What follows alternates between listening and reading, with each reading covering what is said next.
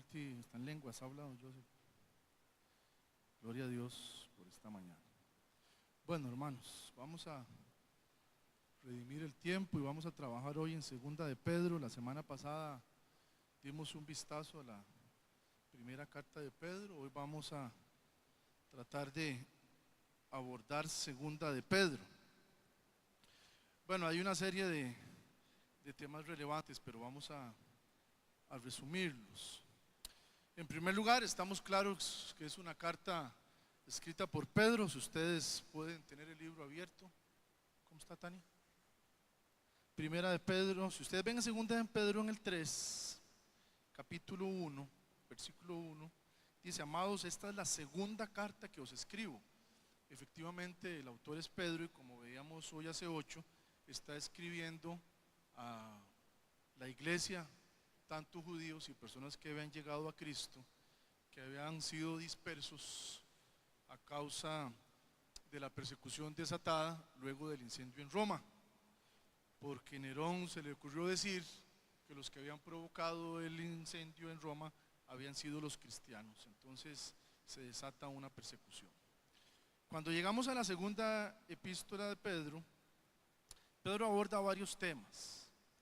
La epístola, no hay certeza de dónde se escribió, pero aparentemente fue mientras Pedro estaba encarcelado, y en apariencia, si Nerón murió en el año 68, se supone que Pedro fue martirizado, fue decapitado, se supone que murió también por esa fecha. 3 temas vamos a abordar.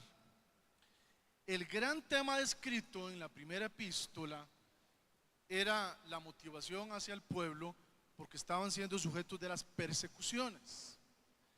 Y en esta segunda epístola, el gran tema, si ustedes ven ahí el capítulo 2, segunda de Pedro, capítulo 2, dice: falsos profetas y falsos maestros. Estamos viendo ahí, ¿sí? El gran tema era que habían falsos profetas y maestros que se habían levantado en esos momentos de persecución, y ahora vamos a ver qué era lo que estaban diciendo.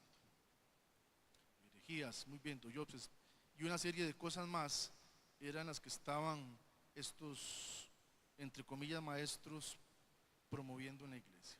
De manera tal que vamos a ver 3 temas. En el capítulo 1 dice: partícipes de la naturaleza divina. Vamos a entender en un primer tema el concepto y por qué Pedro quiere desarrollar el tema de la naturaleza divina. Un segundo tema, para resumir lo que Pedro nos expone, es el de los falsos profetas y falsos maestros. Y en el capítulo 3 dice: el día del Señor vendrá. Y es lo que Pedro quiere recordarnos acerca de la segunda venida de Jesucristo. Muy bien, entremos en materia.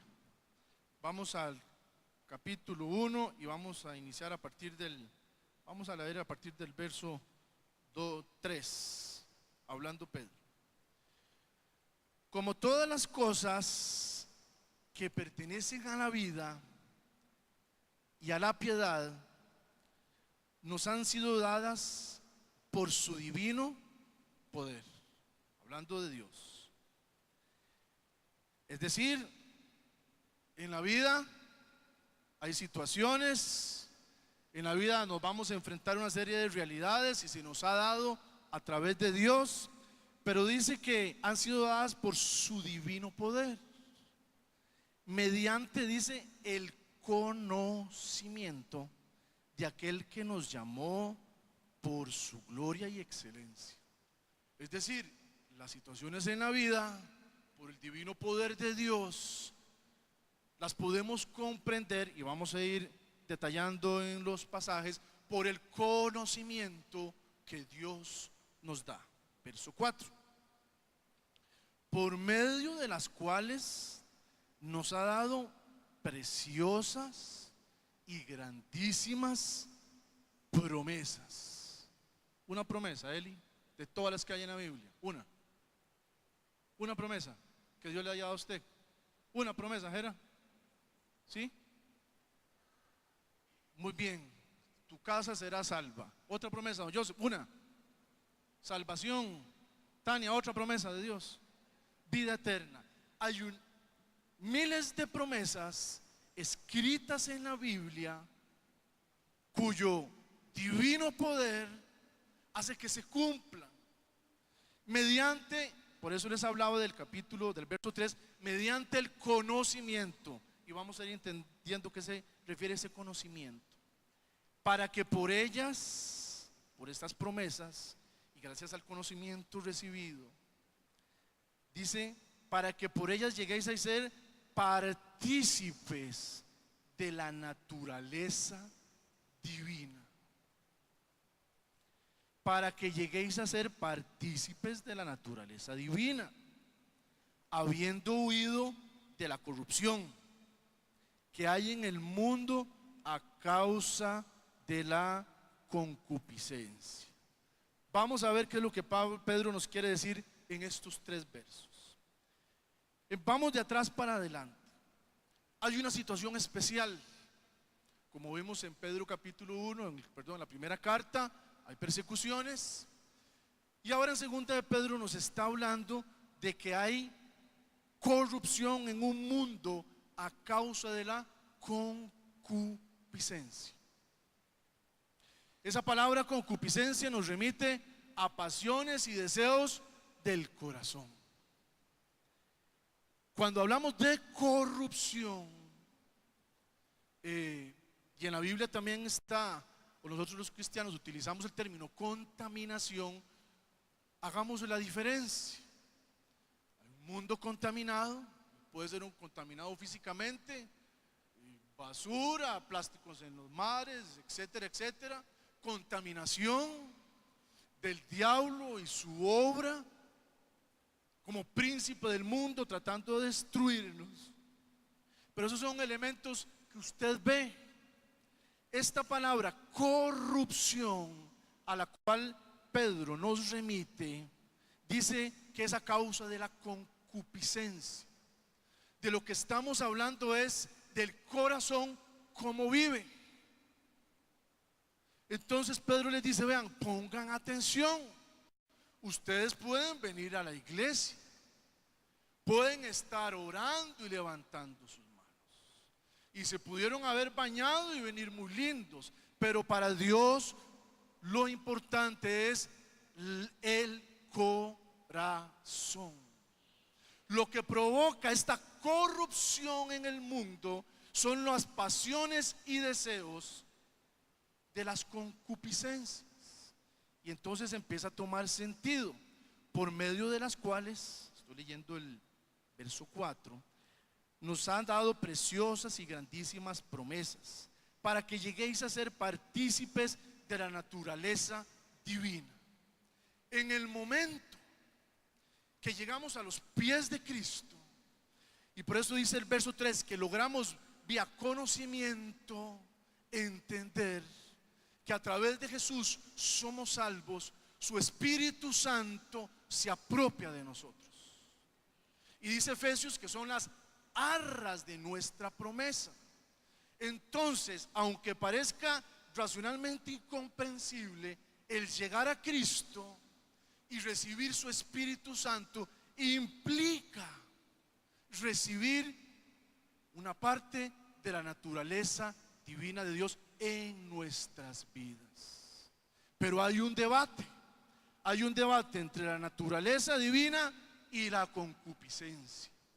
Entonces Pedro lo que nos está alertando es, vean, ahora sí, verso 3, todas estas cosas, la piedad y la vida, por el divino poder de Dios, ustedes están aquí, han sido escogidos, dice Pedro, mediante el conocimiento, entendiendo que hemos sido escogidos por Dios, entendiendo que tenemos su Espíritu Santo en nosotros y que por lo tanto gozamos de la naturaleza divina en nuestras vidas. Impresionante. Pero la lucha a la cual Pedro nos llama la atención es que en el mundo hay corrupción provocado por los deseos del corazón. Entonces Pedro dice, quiero hacerles ver, que piensen y que entiendan que han sido escogidos por Dios. que entiendan que a través del Espíritu Santo hay una naturaleza divina en sus vidas, pero también tengan los ojos abiertos porque en el mundo del cual somos parte hay una lucha entre la naturaleza divina y las concupiscencias y los deseos del corazón, del cual ninguno de nosotros escapa. El gran tema, y vamos a leerlo brevemente para ilustrar esto, está en Lucas. Busquemos Lucas un momento, capítulo 15. Todos hemos escuchado el hijo pródigo. Muy brevemente. 15, capítulo 11. También dijo: un hombre tenía 2 hijos. El menor de ellos dijo a su padre, es decir, vive en familia, tiene el apellido, tiene la herencia, vive en la casa, y se le acerca a papá y le dice: padre, dame la parte de mis bienes. ¿Qué me corresponde? Le repartió los bienes. No muchos días después, juntándolo todo, el hijo menor se fue lejos a una provincia apartada y ahí desperdició todos sus bienes. Y todos conocemos la historia.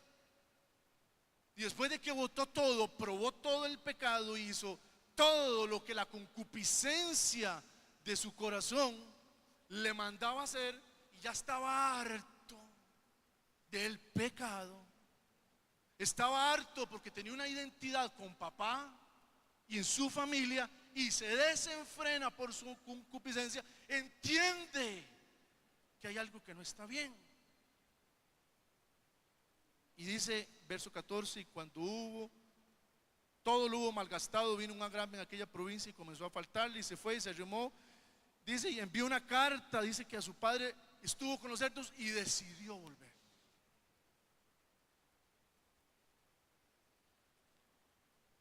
Vean el capítulo 2 de Pedro, verso 22. Pero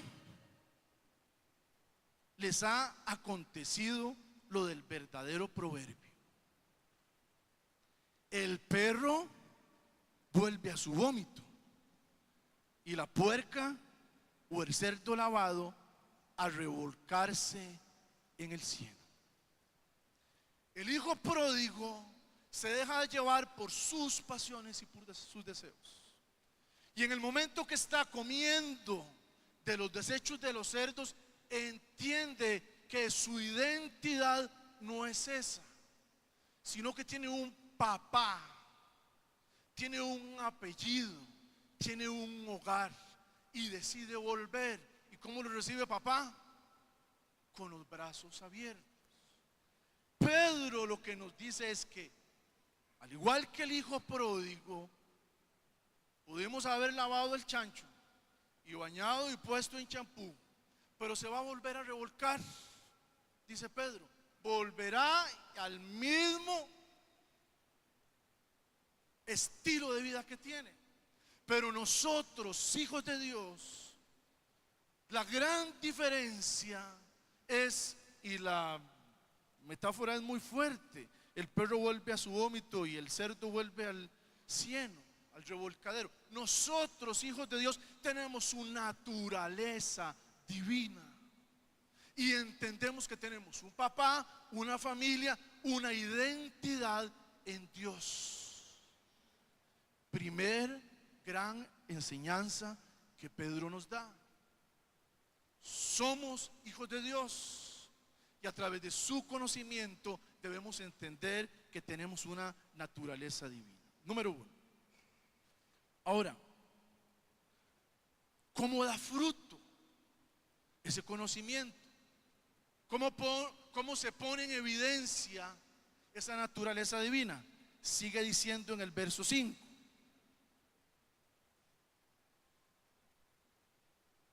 vosotros también, poniendo toda diligencia por esto mismo, añadid a vuestra fe virtud, a la virtud conocimiento. Pedro lo que nos está diciendo es que esta naturaleza se hace manifiesta cuando el cristiano empieza a crecer y da frutos. Y menciona algunos cuantos, no los vamos a ver todos, pero lo primero que hace ver es que añadid a vuestra fe virtud. A la fe que se está refiriendo Pedro aquí tiene dos implicaciones. La primera, la fe en la cual el pueblo cree que Jesús muere y resucita y vuelve por nosotros otra vez. Y eso es determinante para que entendamos ahora lo que estaban enseñando los falsos profetas. La promesa que todos nosotros creemos y la fe que hemos declarado al creer en Jesús es que Él murió, resucitó y viene por nosotros otra vez. Número uno. Pero número dos, esta palabra fe a lo que quiere evidenciar es que la fe tiene que ser pública. Están en persecución, recuerdan que veamos hoy hace 8, están siendo perseguidos. El que declara su fe puede ser muerto. Y además Pedro empieza a hablar ahora de cómo hay una serie de doctrinas que quieren apartar a la gente de la fe. Y Pedro les dice, su fe tiene que ser pública. Por eso dice, a vuestra fe, a la virtud. Leo para ustedes. Virtud, en el contexto romano, hace referencia a lo siguiente: a una personalidad de fortaleza, de valentía y de excelencia. Claro, decir que se era cristiano en ese momento requería virtud, requería valentía, porque la persecución era tal y las falsas doctrinas negaban la segunda venida de Cristo, que decir soy cristiano, creo en Jesús, además de creer en esa fe, había que ser valiente y había que hacerla pública. ¿Sigue siendo pertinente esa palabra para hoy? Claro que sí. Claro que sí. Es decirle al mundo que creemos en Jesús. Es decirle al mundo que no solo tenemos fe, sino la virtud y la valentía de proclamar a Cristo donde estemos. Compartía con unos hermanos hace un tiempo que tuvimos que salir del país y había una reunión para una situación muy complicada. Y habían personas de unos 15 naciones, de América Latina, de Europa, y había un tema muy complicado y hasta una posible estafa y unos fondos que se habían desaparecido para un proyecto. Y llegamos a la reunión y ánimos caldeados, diferentes lenguas o idiomas y un conflicto. Llegó un compañero de Guatemala, él conoce de Cristo, un misionero, y yo le dije, Pablo, oremos. Me dice, Andrés, oremos. Y iba a empezar la reunión y levantamos la mano y dije, yo quiero solicitarles por favor que oremos y pongamos esta reunión en las manos de Dios. Vean, hermanos, yo pude sentir, yo pude discernir, nunca hablo de esto, pero yo pude entender la presencia de Satanás en ese lugar. Y en el momento en que yo proclamo a Cristo, gente atea arrugó la cara, pero la persona que estaba a cargo me dice, Andrés, ore. Lo que les quiero decir es que al principio, vean, hermanos, cuando yo dije voy a orar, empecé a sudar y me dio una canillera tan terrible y empecé a tararear, me dio miedo. Pero algo que yo no puedo describir, el Espíritu Santo. Dios quería que en ese momento y en ese lugar, con valentía, se proclamara a Cristo en ese lugar. Hermanos, una anécdota. Usted podrá poner más, pero nuestro llamado es a vivir en fe. Y como dice Pedro, y a esa fe hay que añadirle virtud, valentía, excelencia, dispuestos a proclamar a Cristo donde estemos. A la virtud, conocimiento. Ese conocimiento viene de la palabra gnosis, que todos lo hemos escuchado, que es conocer a Dios como nuestro Salvador y Señor. dominio propio, al dominio propio paciencia, a la paciencia piedad, a la piedad afecto fraternal y al afecto fraternal amor. No vamos a leer todo, pero lo que les quiero decir es que esa naturaleza divina se hace manifiesta en el momento que damos fruto. Y a lo primero que Pedro nos llama es a evidenciar nuestra fe con valentía, entendiendo el contexto en el cual está escrita la epístola. Vamos al capítulo 2, segundo gran tema que se desarrolla. Dice, capítulo 2, verso 1.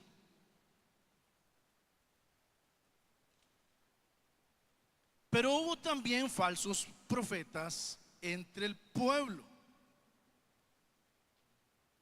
como habrá entre vosotros falsos maestros. Ese falsos profetas entre el pueblo, Pedro lo que está diciendo es: cristianos judíos, en el pueblo de Israel también hubo falsos profetas. Y ahora vamos a buscar un pasaje. Como también hoy en día, dice Pedro, habrá entre vosotros falsos maestros que introducirán encubiertamente herejías destructoras y aún negarán al Señor que los rescató, atrayendo sobre sí mismo destrucción repentina, y muchos seguirán sus disoluciones, por causa de los cuales el camino de la verdad será blasfemado. Y por avaricia harán mercadería de vosotros con palabras fingidas. Sobre los tales, ya de largo tiempo, la condenación no se tarda y su perdición no duerme. Quiero llevarlos al libro de Hechos, por favor. Hechos capítulo 17. Busquen su Biblia, Hechos capítulo 17.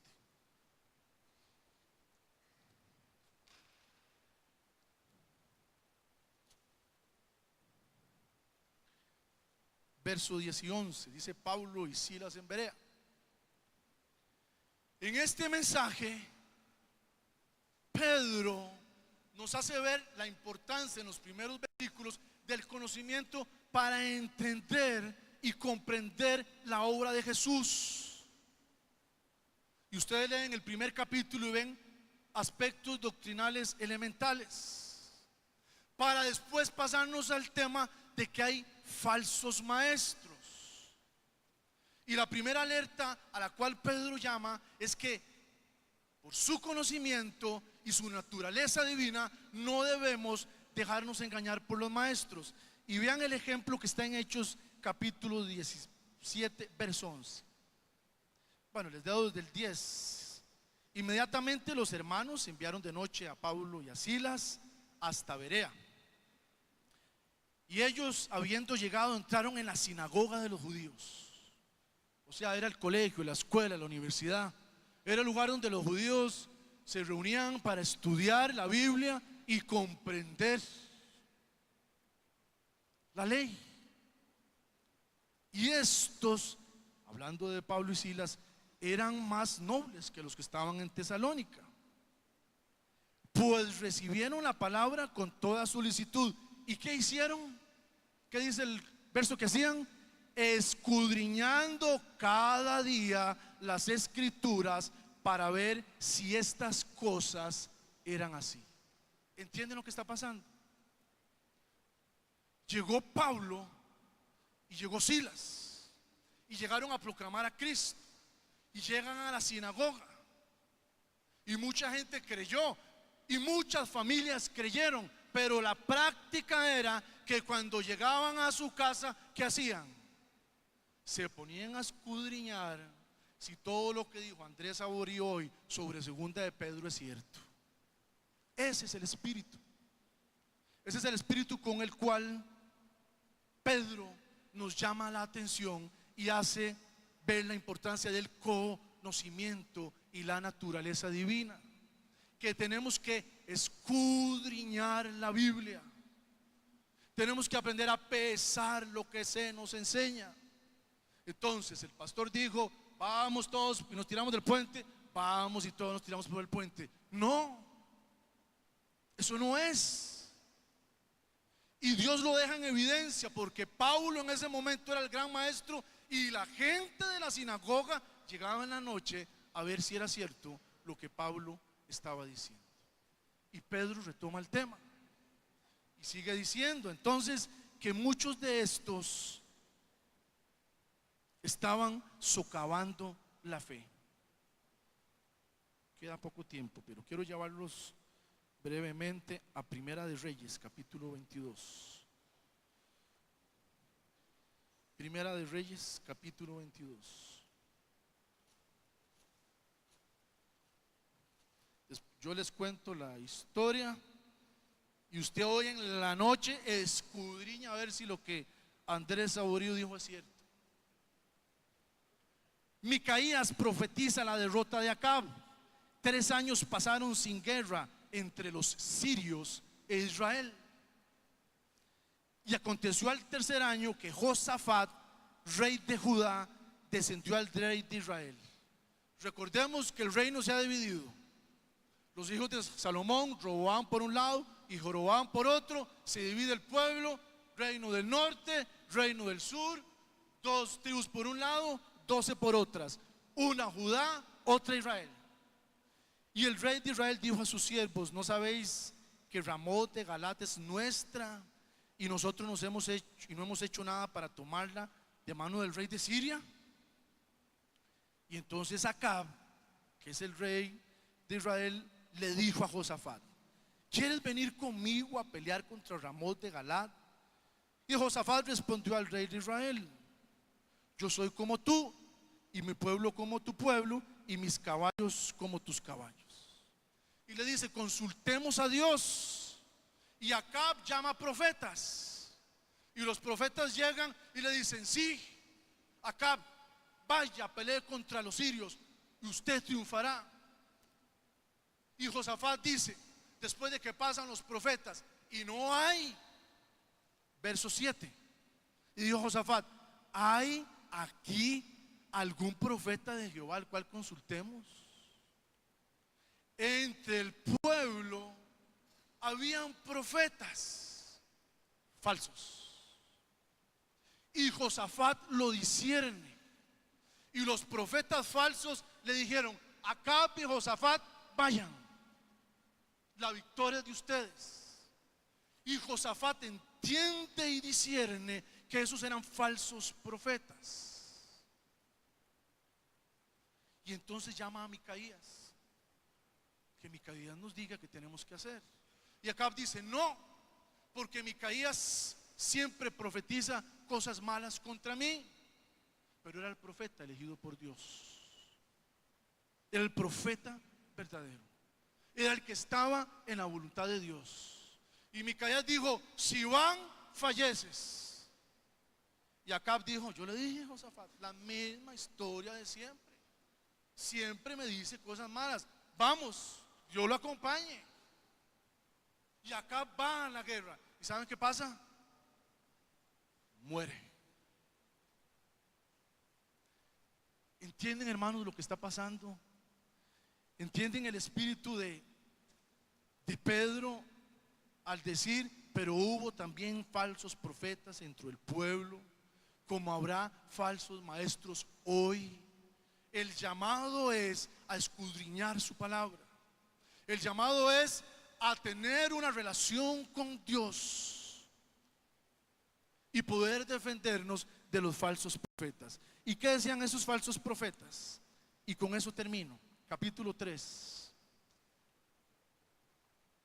Amados, esta es la segunda carta que os escribo, y en ambas despierto con exhortación vuestro entendimiento, para que tengáis memoria de las palabras que han sido dichas por los santos profetas, y del mandamiento del Señor y Salvador dado por vuestros apóstoles, sabiendo primero esto, que en los postreros días vendrán burladores, andando en sus propias concupiscencias. La que nos estaba hablando en el capítulo 1, deseos del corazón apartados de Dios, y diciendo: ¿dónde está la promesa de su advenimiento?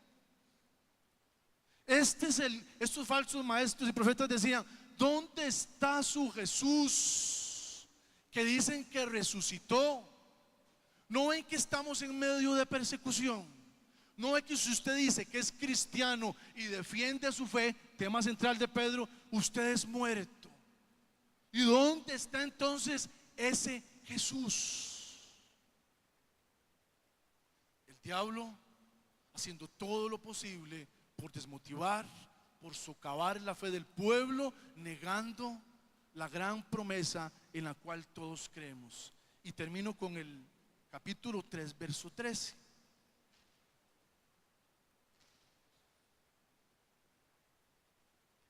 Pero nosotros, dice Pedro, esperamos según sus promesas, cielo nuevo y tierra nueva, en la cual mora la justicia. Segunda de Pedro, de lo que nos quiere hacer ver es: uno, que tengamos claro que tenemos una posición en Cristo y que su naturaleza divina Dios la comparte con nosotros, que es más evidente en momentos de persecución y de angustia, en la cual hay que defender nuestra fe. Y en tercer lugar, que habían falsos profetas y maestros que negaban la segunda venida de Jesucristo. Pero nosotros creemos que sí vendrá. Amén. Hermanos, sigue siendo pertinente el mensaje de segunda de Pedro para nuestras vidas. Tenemos una naturaleza divina. Luchamos contra nuestra carnalidad todos los días. Que Dios nos ayude. Dos, aprenda a escudriñar su palabra, a pesar de lo que se enseña ahí y se enseña aquí y lo que se oye en el radio. Y tres, nuestra esperanza es cielo nuevo y tierra nueva. Que Dios les bendiga.